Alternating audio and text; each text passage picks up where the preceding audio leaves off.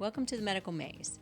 I'm your host, Dawn Ellen Ray, and today we're going to be talking about autism with my co-host, Phil. So let's say hello to Phil. Hi. So I'm normally here behind the scenes, but today we're talking about autism because this is something that's definitely close to my heart and close to my family's heart, and I'm happy and willing to discuss all the aspects about how autism affects our lives. Yes, thank you, because I was able to drag you out from behind the magic curtain. So a little bit about you. You do have a son that is autistic. Correct. He is 11 years old. His name is Dominic, and he has autism. Okay. And so did you diagnose this, or was it diagnosed early on? Well, for him it was for in our point of view. So you may hear me refer to my wife, or you may hear me call her by her name. Her name's Lucia.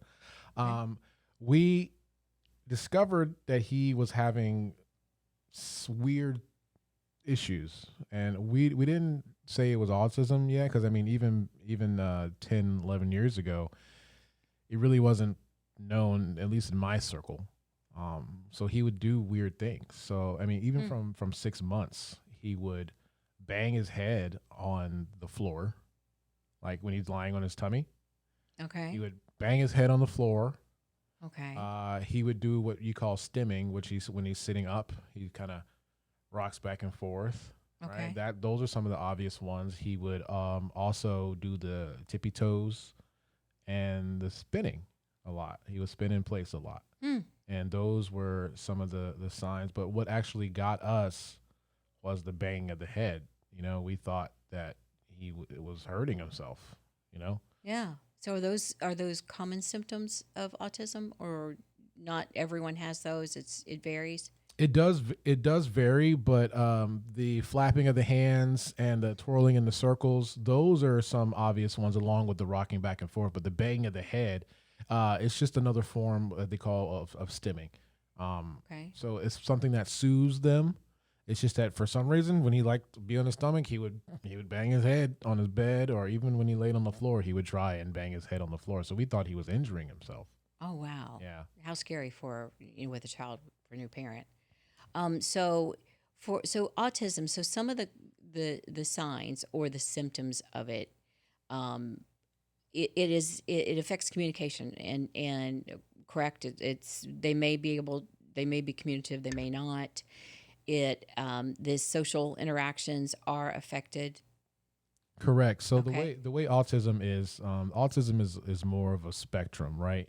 You have, your low functioning all the way to high functioning and everything in between, but generally, so I'm speaking in generalities here. Okay. Autism does affect social skills, does affect communication skills.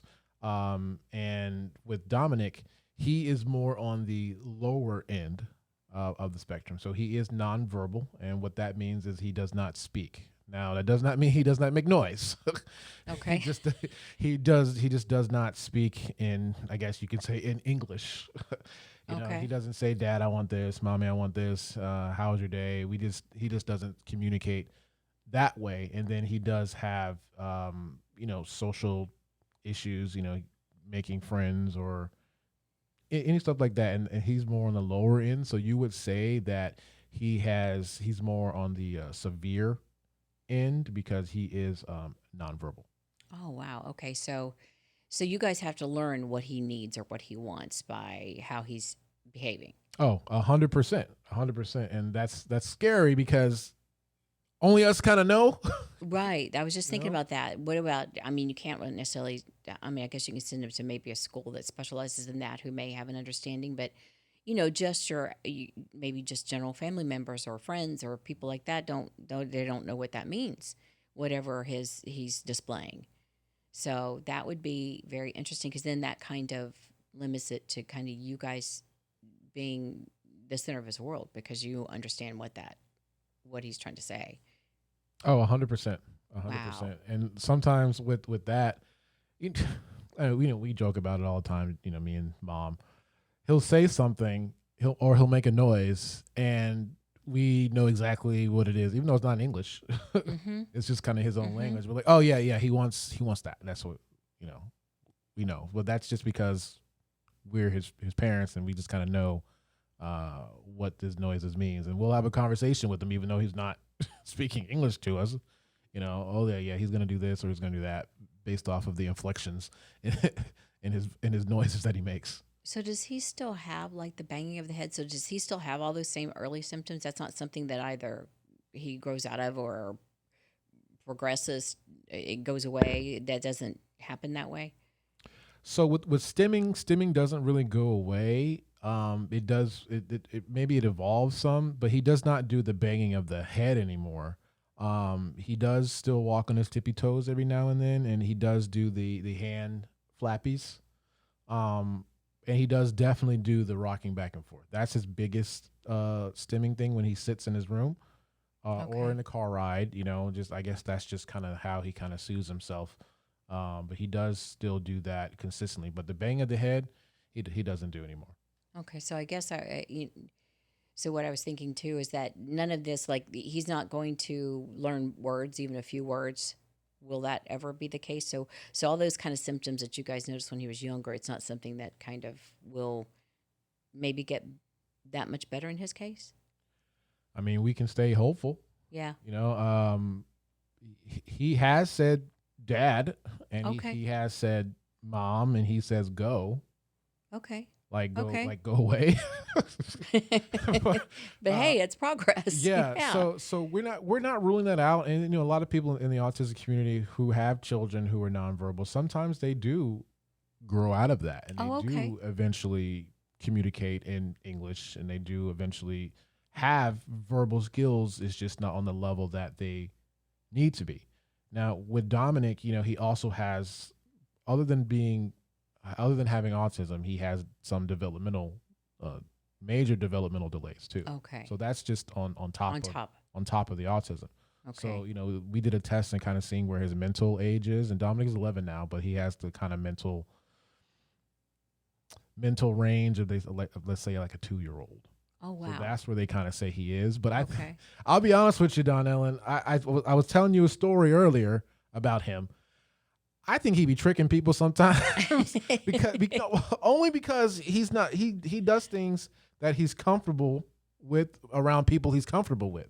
So if he's around a doctor or somebody he don't know, he ain't gonna do what they ask him to do because A, either he's not incentivized, or Mm. B, he's not comfortable with them. So they'll probably mark him lower because he's not doing the request that they're asking. But I know for a fact that this kid can do a lot of things, Wow, that's And interesting. so Yeah. and so, they say that he's mentally around 2, but I mean, I personally don't think so.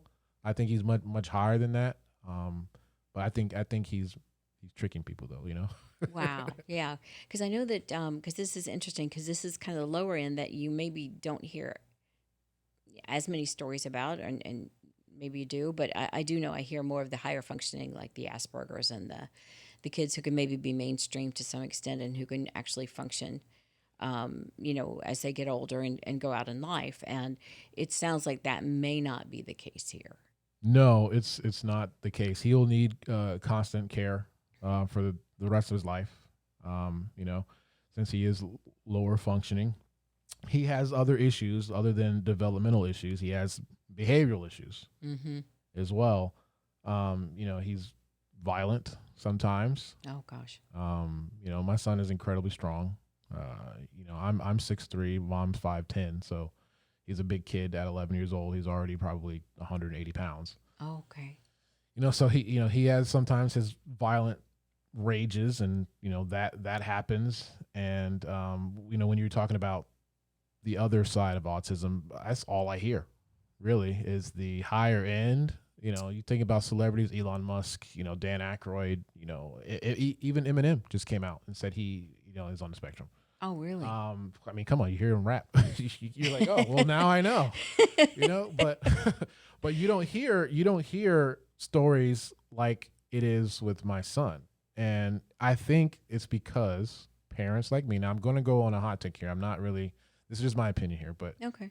I, I Fair think enough. parents like me are kind of scared to talk about it because we either get judged on our parenting skills that, oh, this kid just needs discipline.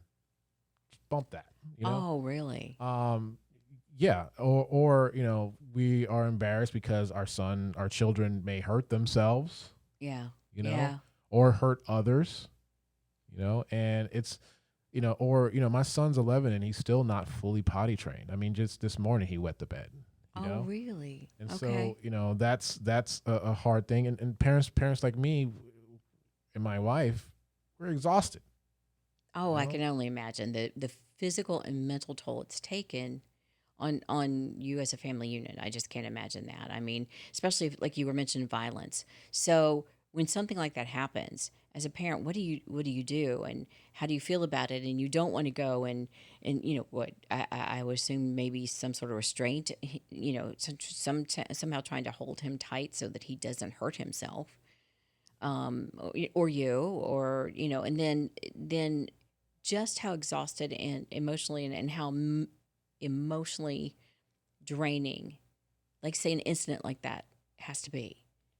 It's it's incredibly draining. I mean, just the other week, he had some extreme violent outbursts, Mm. scratches on our body, you know, Oh. um, he'll try and bite, he'll even try and choke, Oh, and really? And he's a yeah, big kid because his age and his physicality are deceiving. So, yeah, and he's incredibly strong, and so I worry, I legitimately worry, I can still take him now, but I worry about when he's 15, I worry about when he's 17, I worry about when he's sure. 20, Sure. he's going to be bigger than me.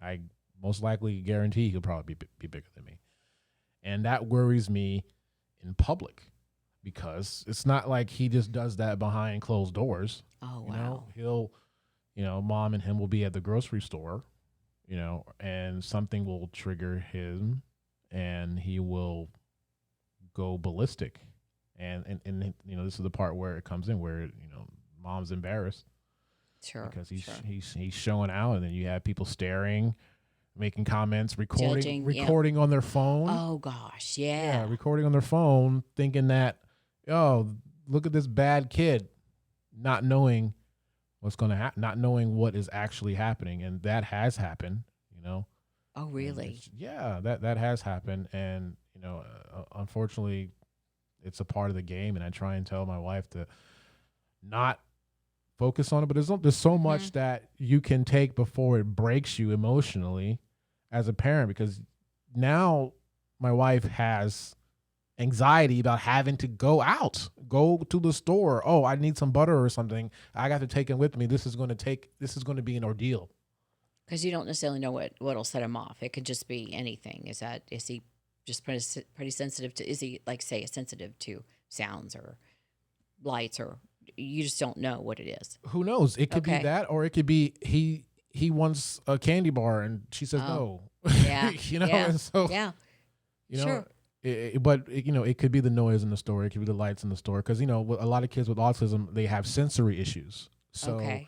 whether it be the noise, whether it be the feel of certain things, whether it be what he sees, can't focus on certain things, all those things can be a trigger, and it's hard for us to tell what's happening because he can't tell us what's happening. He can't Oh, tell us if yeah, he's in pain. yeah, He can't tell us that yeah. something is bothering him, and so maybe that's the way that he is actually telling us that something is bothering him, by doing the noises and hitting his ear. He hits his head sometimes like this.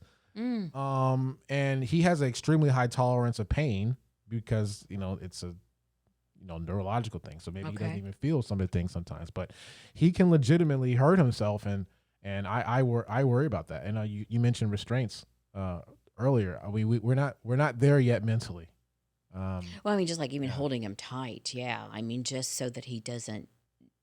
Yeah, but still, you're right. Like you said, you're not there mentally. Yeah, Yeah. It's tough. I because had he's to, still a kid. He's still a kid. he's Yeah. still a kid. I mean, a couple weeks ago, I had to physically hold him down like a man, because Mm. he was attacking mom over Mm. something, something minor, and that broke me. I mean, I even told you that, Yeah. that Yeah. that broke me, just because I'm like, my kid's 11 years old and I have to freaking hold his head down like I'm arresting him or something. Oh my You know, gosh. And And then if you're out in public, like you were saying, how do you explain that to people? I mean, there's not like some card or some sort of sign that says, oh, my kid's autistic and this is part of the syndrome or whatever. but here's the thing: do we need to even? This is a society thing. Do we have to put a label? Do I have to put a scarlet letter on my kid to say, Yeah. "Look at him, he's different"? Yeah. And it's Yeah. sad because we kind of have to, but we shouldn't have to. Yeah. People need to mind their own business, but B, there's so many diseases and there's so many issues with children and adults is that don't freaking judge. Let people do what they need to do. And society is so quick to post something on social media just for clout. Oh gosh, yeah. And it's just like I said, it's draining. It is very draining mentally just to do anything. Like we don't take vacations much because Oh, how's he really? going to act on a plane? Oh. How's he going to act in another country? They may not even know what autism is. You know what I'm saying? And Yeah. I hadn't thought so- about that, but yeah. yeah, and it's just new environments, bother kids with autism too. Okay. So that could be a trigger too. Him being somewhere new. I mean, even terrain changes, like having to walk upstairs, can cause him to have a meltdown. Oh wow. Yeah. Huh. So we don't know if he even has vision issues because how can we tell? He can't tell us. You know? Yeah, that's a good point too. How do you know that? How do you? Yeah. Yeah. So even like if you go in an elevator, he'll start to have really bad anxiety just because of the motion, the motion feeling, and people in the autism community, they know. You guys watching, you know, Yeah. the parents who have children who are lower end on the spectrum, but you're quiet. You guys are silent, just like us. Well, like you said, there's a lot of judgment, I guess, that comes to it when, like you were saying, with parenting and stuff, that, that's the first place people may jump to before they understand the circumstance or realize that, here's a child and yours happens to be a larger child where maybe he's, what is it, 11 and he looks older, 16, something, I don't know. And, it's just very deceiving as to, but we do have a tendency to jump and judge and compare, and these kids are not and will not be like your average child. You hope that they can be higher functioning like some of these parents, like you were saying, that you do hear the stories about. That's wonderful, but here you are, and you have, like you said, this is going to be a lifetime of care, and I'm sure that you worry about what happens down the road when he is an adult, and what do you do then? And I don't know if are there, I don't know, treatments or therapies that will help him be more able to equip later. So he has all of the IST doctors, the therapists. Yeah. The, Okay. Neurologists or whatever. Yeah. Yeah. He has all of the IST doctors. He has a psychiatrist as well, Okay. behavioral therapist, a physical therapist, occupational therapist, just to help him with daily task, him having to hold a fork or drink out of a straw. Like those are battles that me and mom had to do with him because it just felt weird on his end. So he didn't want to do it, Huh. Even just walking at the park, is a thing. He has a psychiatrist, but what's the psychiatrist going to do other than offer drugs? The Well, yeah, psychiatrist he can't talk communicate. therapy. Yeah. He can't talk to him. Yeah. So he's like, Yeah. oh, well, let's just try this. And that sucks because I can't tell if a medicine is actually doing any good, and that is so hard because Dominic can't tell me, Daddy, I don't feel good. Yeah. He can't tell me, Daddy, my tummy hurts. Daddy, my tooth hurts. He can't tell me that. But, we do have a communication device. We have an iPad that does the talking for him, and he knows how to use it. Okay. So he has things on the iPad that say, I want pizza, or, I need to use the bathroom. Okay. But it's not a conversation thing. Yeah. So there's still definite barriers with that. But yeah, he's currently in all the therapies, even in the speech therapy. Whether or not we see results, it's a slow process. But have we seen results? Yeah. I mean, I'm going to say yes. We have seen some changes. Obviously, he still doesn't talk, Mm-hmm. but he understands. And when he tries to communicate, he does via Okay. the iPad that he has. And he had to So be able to learn to do that and understand how to, yeah, to show you, or I don't know if there's a so picture or whatever, but yeah, yeah. it's pictures. Yeah. So if it's like a pizza or something, he'll hit there's like an I want button, and then he goes into the screen that has food, and then he goes and finds what he wants in the food. So we put all his favorite foods in there. So then he says I Okay. want this, and then he'll hit the sentence, and it says I want pizza or I want chicken nuggets or whatever. And so he has that, and that's good. So I will definitely say there has been some progress, but Mm-hmm. do I think he'll ever have like a conversation like we're having? Maybe not on that level, Okay. but I do believe that there is progress because, like I said, he says dad. I can hear him say dad. Like it's not like me saying dad like that. It may sound a little different, but I know that is what he is trying to enunciate because he uses it in context. Does that make Okay. sense? Okay. So like, he to call me, he says it. It may sound different. It may not be dad. It may be da. Yeah. But Yeah. he's doing it in context. So that I know is progress because he's using a word that in the context that it needs to be used. So I say that there's progress with that. Oh, good. I mean, and forgive my ignorance here. Is there is there something just in his brain that doesn't work as part of autism, or that is turned off the, I guess, the communication center, or what is that? So from my point of view, and excuse me any ignorance on my point of view, autism is a neurological disorder Okay. that some parts of the brain just don't work like they need to. Maybe some of the wiring Okay. is different. Mm-hmm. So something that he may understand tenfold, he may not understand a simple task. Okay. Like remember I was telling you about the song on his Yeah. iPad. He knows how to use that. He knows how to get to it and all that stuff. But if I ask him to do something simple or help me find something, that may be hard for him because his brain doesn't connect those dots, and Okay. it's frustrating sometimes because I'm like, well, you can do this, why can't you do that? And that's not really the way that neurodivergent. That's what they call people like him, neurodivergent. People they don't have those type of skills. They don't think that way. So it's my fault that I'm putting him in that basket like everybody else. But they just think their brain just works differently, and that's just the best I can explain it. Okay. Okay. No, fair enough. Fair enough. So how about how do you? So when did you say he was diagnosed? So we knew something was up. I think around his 18th month checkup, he Okay. wasn't hitting certain milestones Okay. because we were worried about it. He's not saying anything. And it's crazy because before even the head banging, he would when babies coo and stuff, Mm-hmm. and they kind of Mm-hmm. mimic what you're saying.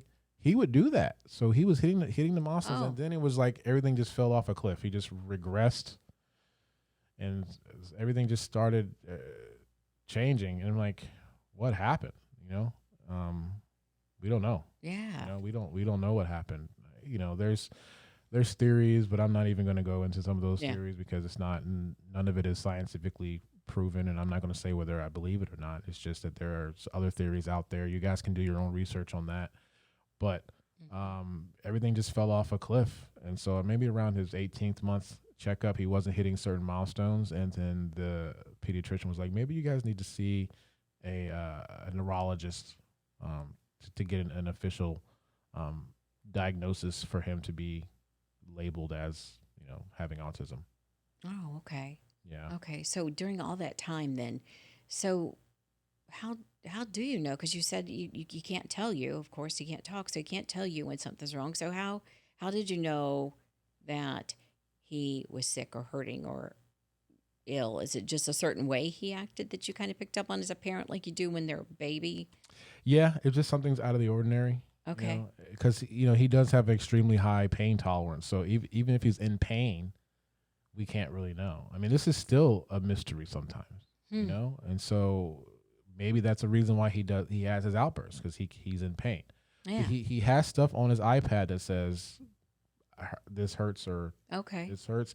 He kind of gets it, but he kind of just stays away from it. So it's not something that he associates with as normal behavior, as normal for him. So he doesn't want to use that if it doesn't really happen often. Does that mean there's no repetition in him saying he's in pain? Yeah. So he doesn't really use that function on his iPad. But it's there. It's there on the iPad for when he does it. So when something like that happens, to where me and mom maybe suspect something, he's dealing with some form of uncomfortability, we'll grab the iPad and say, "Hey, is there something that you need to tell us?" And if we can get him to calm down, he'll say it, but Yeah. he won't say it. He'll hit it on the iPad. The iPad will say it, but for the Yeah. most part, it's a parent's intuition. Honestly, Okay. it's a parent's intuition. It's like, hey, no, I think he's acting a little different. I think we need to investigate, this. Maybe this will help. Yeah, because when you think about, we're just so used to someone saying, especially as they get older, that something's not right, or as kids as they get older, even that something's not right. So I can only imagine how hard that is to try to decipher through. And then you take them to a doctor, and you're still guessing what's Exactly. wrong. And so, speaking of doctors and therapists, and so it sounds like you've had a lot of support from the medical community. So how is it for like you and your wife? Do you have like, I don't know, support groups, or what has that been like for you? I'll be honest with you. As a parent who has a child who's on the lower end, we isolate ourselves from other Oh, people. We mm-hmm. isolate ourselves from family. Um, you know, Growing up, both sides of our families wouldn't believe in this. You know what I mean? Oh, really? Oh, pray it away, or Oh, it's not real, or yeah. do something else, and so you know, it's just me and my wife. It's just us Mm-hmm. two. Wow. Yeah, Wow. it's just us two, and I try and help my wife, because she needs to see people to just kind of relate to, but Yeah. it's in the autism community, and you guys who are watching, who are a part of the autism community, that there is a divide. There is literal division between the autism community, because I got to solo myself for this one. Because you have parents who have kids who are higher end on the spectrum, and you have parents who have kids who are lower end on the spectrum. The parents of the kids who are higher end on the spectrum are the vocal majority of what you hear about autism. Mm. They say, there's nothing wrong with my kid. My kid is perfect the way that they are, or that there doesn't need to be a cure. And then you have parents like me who want my child just to live a normal life. Honestly, what normal is subjective, right, Don Ellen? But Yeah. like, Yeah. But you're talking just even basic normal functioning, even. yes, Yeah. yeah, I want him to use the bathroom correctly. I want Yeah. him to tie his shoes. I want him to brush his teeth correctly Mm-hmm. without gagging or throwing up every time. I want him to tell me he's not feeling good. I want him to just have a conversation with me. I want him to hold a fork correctly. I want him to brush his hair, put his clothes on. Mm-hmm. All those things should be normal, in a person's life. And the biggest thing is obviously the speech. But when a parent say, "Oh, there doesn't need to be a cure," that's your kid. Like Right. that's your life. If you are completely comfortable with that, sure. I am not. We are not. My son, his childhood has been robbed. Yeah. Essentially, he doesn't understand birthdays. He doesn't understand holidays. Even if we give him stuff, he's just like, he doesn't even see it sometimes. I wanted my kid to experience being a child. And Yeah. having fun, and granted, him being oblivious to other stuff, that's kind of a superpower, because he can't be embarrassed, Yeah. but Yeah. mom and dad, me and mom get embarrassed off of stuff. But if there was ever a chance to have a quote unquote cure, I would 100% jump on it, but that's based off of our situation, not other people's situation. Because I mean, wouldn't you want to cure your kid who put his head through a window? You know, if there was a Yeah, way, Dominic, sure. he has done that. He smashed his head through a window. Like Oh, wow. that's not normal. You know, that's not normal. That is not. Oh, my kid is just fine. If you say that, you're lying to yourself to make yourself feel better. Yeah. So Yeah. I mean, and certainly the expectations from a higher functioning to a lower level is terribly different. I mean, you're just like you said, you want basic potty training, much less. And you want your kid to be able to maybe ride a bike, yeah, do this. Can you toss a ball with them? Can you do the things that you think is a normal part of childhood? Yeah. You just want to do something? yeah, we want to do something because he's slowly working on those things, Mm-hmm. but it's hard. It really is hard. I mean, just me. I wanted to play catch with him. Just Sure. experience father son stuff. Yeah. And that's hard too. So is there research being done into a cure? Is there a cure? Is there like a genetic component to this as well? I mean, you don't know a cause? I mean, I know, like you said, there's thoughts out there and people have different theories, but Well, me and mom did. We all three of us did genetic testing to okay. see if there was something up genetically in his DNA. Nothing. So me, mom, and him don't carry a gene or carry anything that would have translated into him having autism. Oh, So okay. that just led to more questions, Mm-hmm. like, well, Mm-hmm. what causes this? And so, the general consensus is we don't know.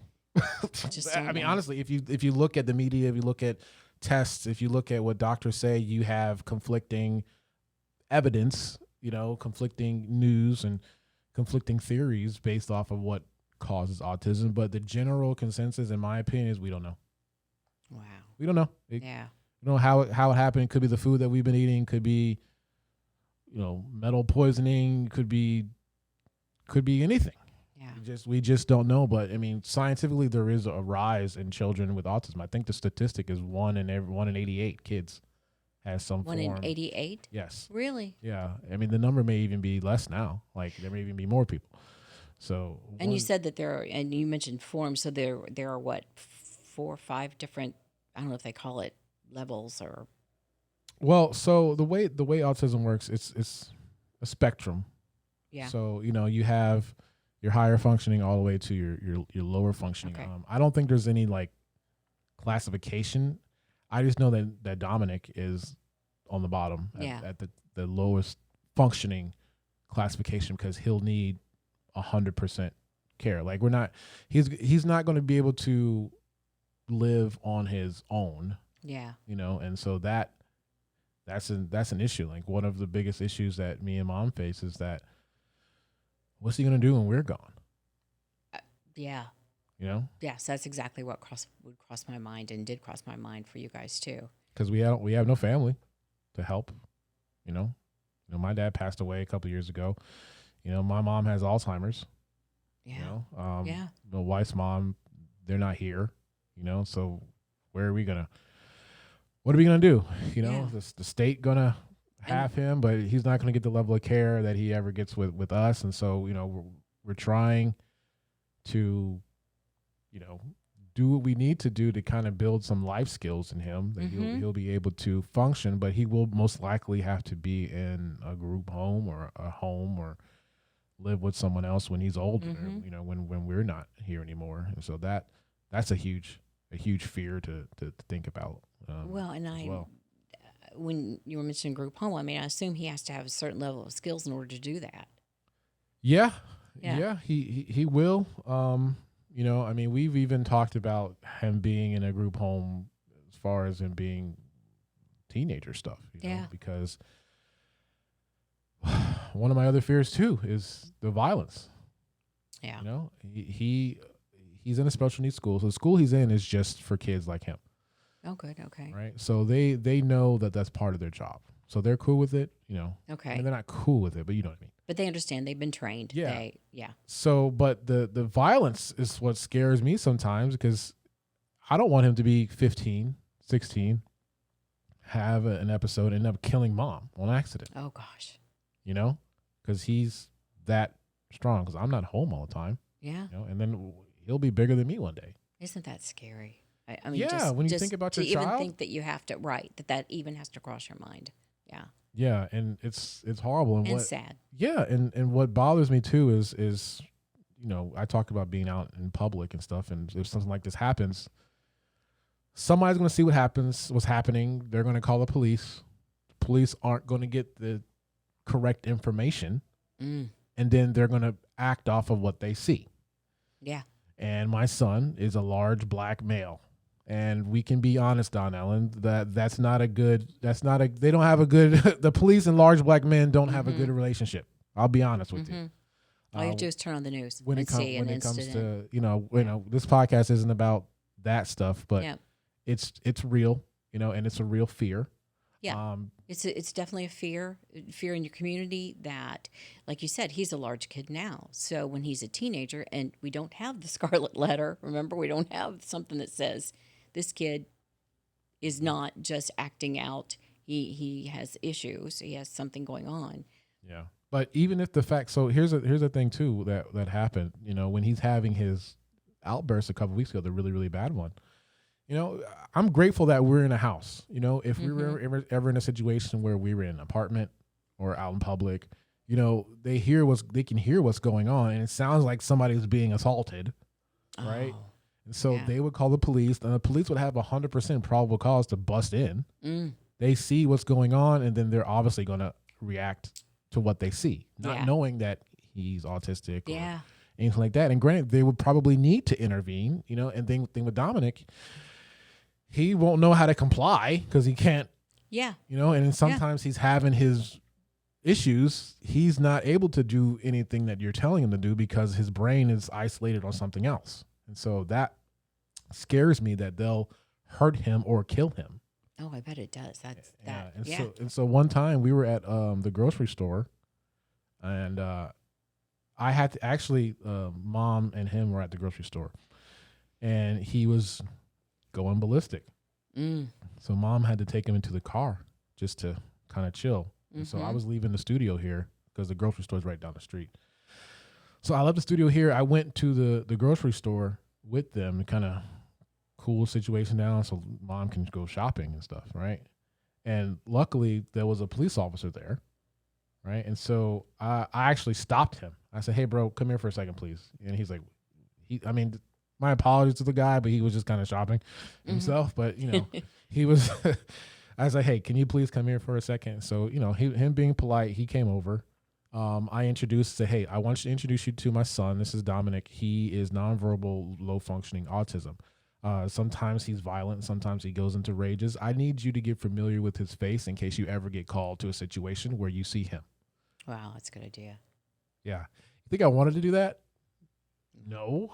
Right. But it's something that I need to be known. And so Yeah. I was like, burn this kid's memory face Yeah. into your memory here, you know, just so if you ever get called, you already have this knowledge that this is a special needs person.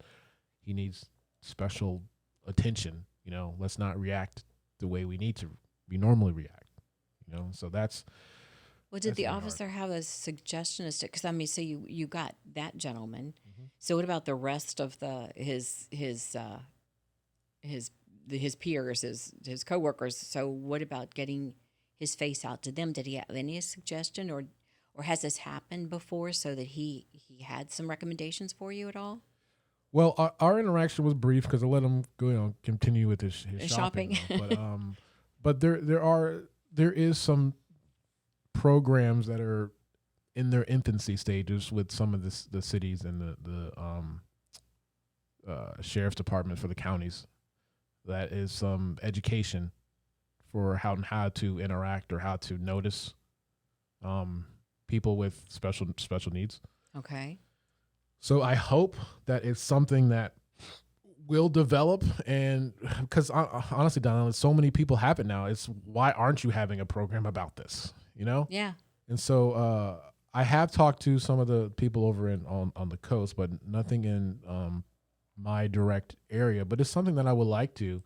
um, talk to or educate, just maybe so they can get a parent's perspective on some of it, because it's like I said, if something happens, police is called, that officer may not be the one responding. It could be another officer, and then maybe they don't know, but hopefully the training, they'll be able to kind of decipher. I mean, I love the police. I mean, they got a lot on their plate. So, I mean, Yeah. more training and more stuff, right? But it's something that they should know, because there's so many people with these disabilities that you need to respond differently to every Yeah. single one. Yeah. Instead of You know? just reacting. And I was kind of surprised when you said 1 in 88. I mean, that just sounds like, a high number to me. And not all of them are going to be on the lower level. They're going to be maybe some higher level or maybe some in between. So their reaction or interaction actually with maybe the police during an incident would be very different. So you may be even looking at a smaller percentage of those that are like your son, that the police community really needs to know, how to interact with those folks and how to and recognize them when they see them. You don't want it to escalate into something that it just didn't need to be. So yeah, that was interesting. The 1 in 88. That's wow. Yeah, and the number is growing. Yeah. So that brings into the question. Has this been around forever, or is the technology getting to the point where we can discover it faster, or are people having it more? Does that make sense? Like, Yeah. because before I'm sure there are people with autism we just didn't know. They Right. called them the R word. Oh yeah. And so that's Mm. autism wasn't the real word until maybe the mid '90s, maybe Mm. even 2000. But I really wasn't prevalent into it until knowing what it was until late 2000s. So I mean, but I'm sure there was probably still the same number of people who had it. They just weren't diagnosed with it, Yeah. or they were underdiagnosed or misdiagnosed. Well, is there any hope of a cure or anything on the horizon that you know of? Mm, there are some um, experimental things. Dominic is on a ton of medications, which I don't like. Yeah. But he has to take antipsychotic drugs. Like what 11-year-old needs to be on antipsychotic drugs, right? Yeah, because now, so, and just for my clarification, so he's autistic, but he's also violent. That's not necessarily goes hand in hand, right? So you can be No, autistic and even on a lower end and not necessarily be violent, but correct. it's the other things that he has on top Yeah. of. Okay. So his neurologist, Dr. Ayer, she retired before getting Dominic as a patient, right? Okay. This woman lives in Iceland, Oh, right? When we came into Nemours, Nemours is the one of the big children's hospitals here mm-hmm. in Central Florida.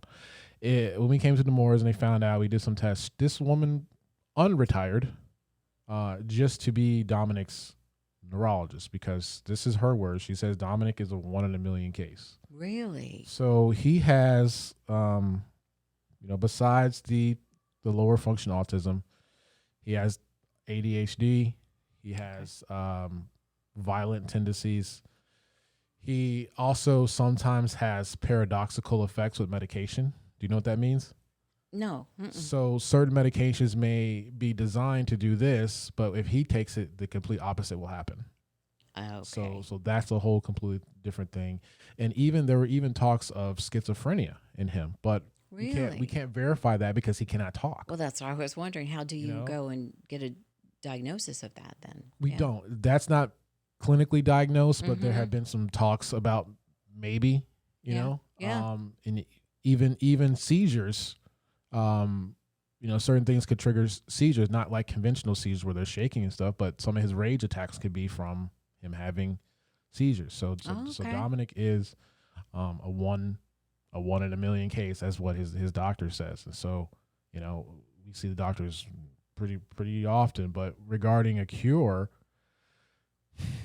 there's some treatments out there Yeah. that are experimental. None of it is FDA approved or tried and true tested.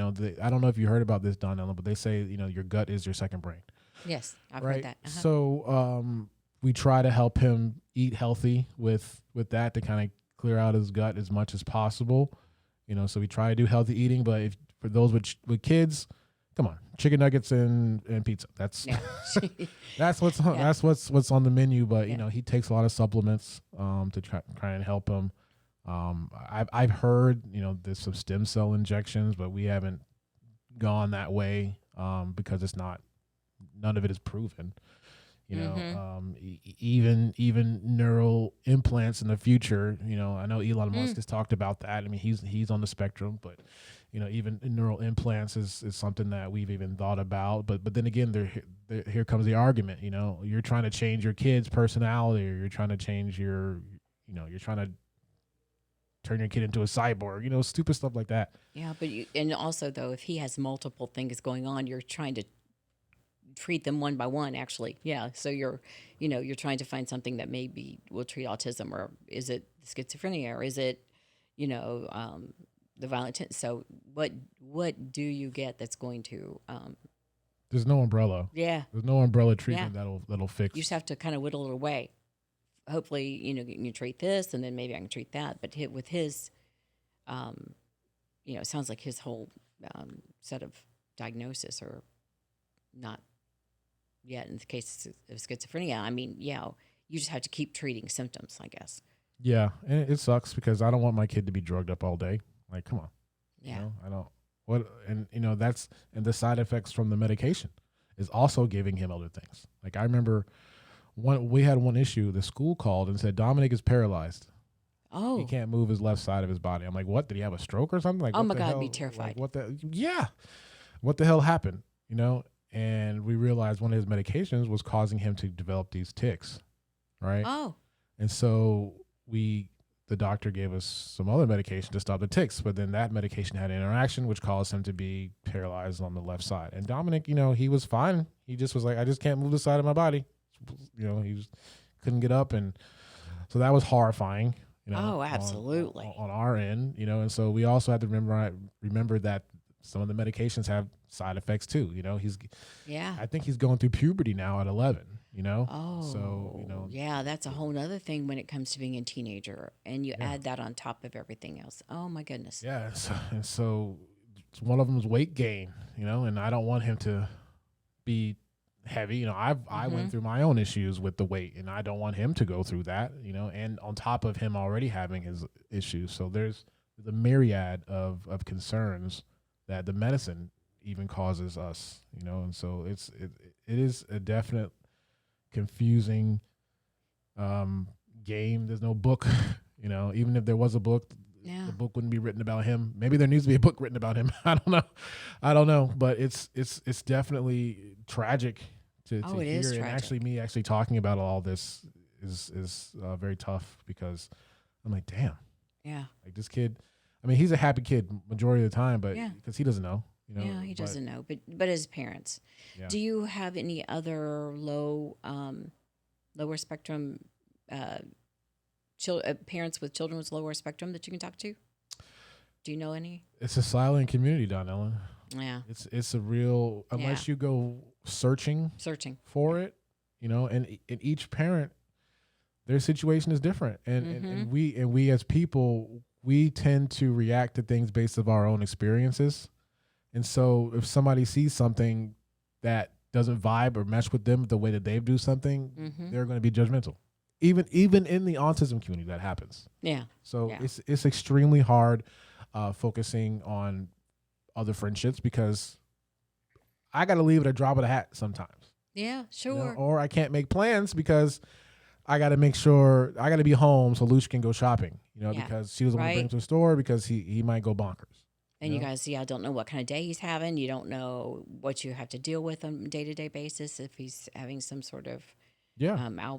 outburst or something. I I just don't know how single parents can do it. I honestly, because it's tough, us being a couple. Mm-hmm. It is incredibly tough, So I don't know how single parents can do it at all because this takes up your whole entire life. And so my wife doesn't work because I hate saying that's her job, but that has engulfed everything. Oh, I'm I sure. would not. I'm sure it has. I wouldn't feel right as a man having to worry about any bills. You know what I'm saying? Like, come on, Mm-hmm. like Mm-hmm. that's my job is easy. I talk all day and make money, so that's my job. You Yeah. know, so Yeah. her what she does is 10 times worth of value what I do, and so there's no way that I could have her have to have a job, and so Oh I gosh. don't know how single parents can do it, or parents with multiple kids on the Yeah. spectrum, Yeah. and that's what kept us.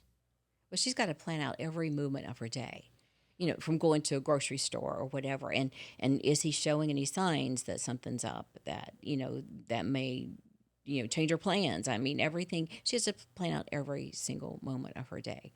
And then if something does come up, then you've got to go, like you said, drop things. I don't know how you guys do it. And I don't, I mean, I don't know what support's out there for you. I hope there's support out there for you.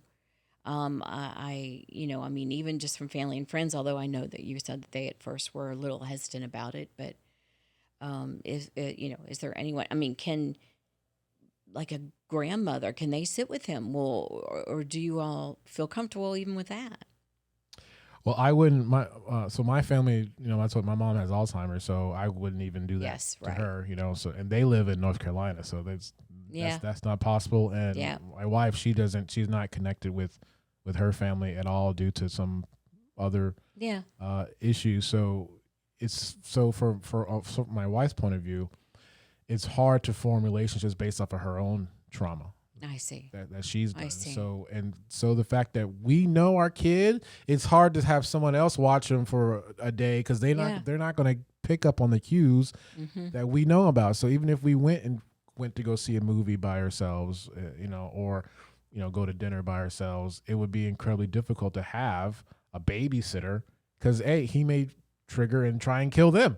Oh gosh, And so it's the having things you have to think about. yeah, Yeah, having a relationship and trying to sustain a marriage it is definitely a extreme toll on our I bet it is. relationship. I bet it is. Yeah, and so you know it's hard when I'm actually speaking about it. How much I'm happy about the position that we are in, but we have definitely gone through a journey, and Mm-hmm. it's been eye opening. And I hope whoever's watching this, if you resonate with it, please comment below. You're not alone. Mm-hmm. Although it is a silent community, there are people like us, and we would love to hear you.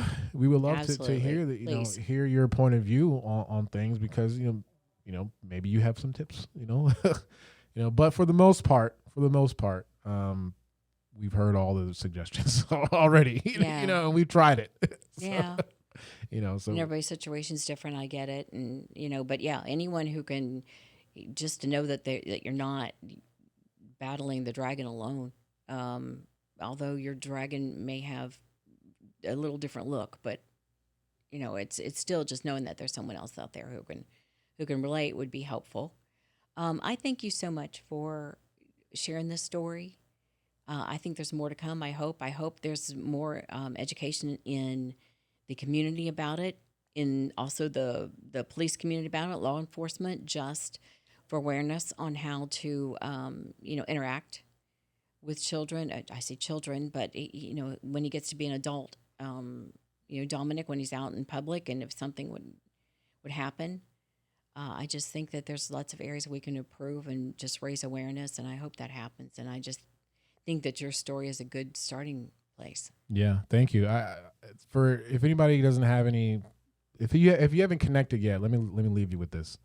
If you have a child that you think something is up, don't wait, because the sooner you can get them into some therapies, the better the outcome can be. Mm, So if you have certain beliefs, don't let other people in or influence you. This is your child, you know. yeah, Don't be yeah, in denial. That's a heavy part of the Black community, is denial for some reason. I don't know why. It's just in our DNA to just not believe that this is happening to my child. You mm, know, get help from the doctors. You yeah, know, and if you see early signs, Google it. You know, and you see that, oh, this maybe could be something tied into autism, let me do my research. Because I don't know how it is in your state, but Florida is very difficult to get things covered for children like mine. So Wow, you would think that wouldn't be the case. Yeah. that's a whole another episode, is getting things approved for that, but we won't get into that. But just if there are signs, early signs, go get checked, because the earlier you can get them into therapies, the possible better the outcome. Oh, that's very, very wise information. And also, if they can turn off the judgments Please. of others, because there's no place for it in trying to treat this child. So, absolutely, if it's easier said than done, no question. But there, that's a long mile to walk in those shoes, especially in your case where your son can't communicate, can't. I mean, doesn't talk. So, you really don't. It's a guessing game for you. 100%. Yeah. So, but thank you so much for sharing this. I think it will really. It's a good story, and I hope that it'll raise some awareness out there. Thanks so much. And guys, if you get a chance, make sure you visit our website at medicalmazepodcast.com. All the episodes are there. We have blogs for every episode. Some of the shorts that you see that get cut from the shows are all there. And if you have a undiagnosed or rare disease and you would like to discuss it and you would like to talk about it, there's a guest form that you can fill out on that. And this podcast is about educating. Yes. Educating people out there. Our previous episode with Molly, I didn't even know that you could have a liver transplant and you can grow it back in 2 months. Yeah, living donor, absolutely. Who knew? And I think that there's, like you said, awareness is half the battle. So just making people aware of that will increase her chances of finding a donor. Great. So make sure you guys visit our podcast at medicalmazepodcast.com, and we will see you later. Bye, Thank Don you. Ellen. Bye-bye. Take care.